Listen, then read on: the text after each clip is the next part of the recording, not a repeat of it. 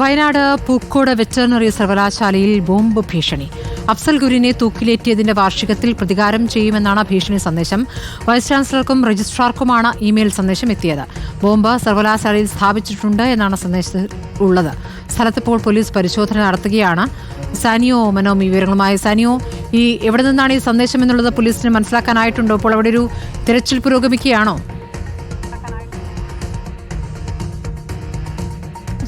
സ്മൃതി, സ്ഥലത്തിപ്പോൾ police പരിശോധന പുരോഗമിക്കുകയാണ്. പക്ഷേ ഇതുവരെ നടത്തിയ പരിശോധനയിൽ ഒന്നും കണ്ടെത്താൻ കഴിഞ്ഞിട്ടില്ല എന്നാണ് നമുക്ക് മനസ്സിലാക്കാനാവുന്നത്.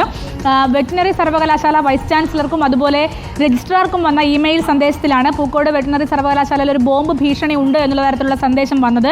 അഫ്സൽ ഗുരുവിൻ്റെയും അണ്ണാ യൂണിവേഴ്സിറ്റി പ്രൊഫസർ ചിത്രകലാ ഗോപാലിൻ്റെയും പേരുകൾ പരാമർശിക്കുന്ന സന്ദേശത്തിൽ ചെന്നൈ US കോൺസുലേറ്റിലും പൂക്കോട് വെറ്റിനറി കോളേജിലും ബോംബ് വെച്ചിട്ടുണ്ട് എന്നാണ് പറയുന്നത്. നടി നിവേദിത പെത്തുരാജിൻ്റെ മെയിലിൽ നിന്നാണ് ഇത്തരത്തിലൊരു ഇമെയിൽ സന്ദേശം വന്നത്. DMK നേതാവ് കല്യാണ സുന്ദരത്തിന് ഒരു പിങ്ക് കവർ അയച്ചതായും ഭീഷണി ഈ സന്ദേശത്തിൽ പറയുന്നുണ്ട്. ചെന്നൈയിലെ US കോൺസുലേറ്റിനും ബോംബ് വെക്കുമെന്ന്, ഇതിനൊപ്പം തന്നെ ബോംബ് വെക്കുമെന്നും ഈ സന്ദേശത്തിൽ പറയുന്നുണ്ട്.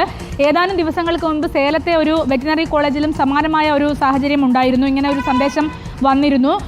കോളേജിൽ ബോംബ് സ്ക്വാഡും അതുപോലെ പോലീസും ഇപ്പോൾ പരിശോധന നടത്തിക്കൊണ്ടിരിക്കുകയാണ്. ഇതുവരെ നടത്തിയ പരിശോധനയിൽ ഒന്നും കണ്ടെത്താനായിട്ടില്ല.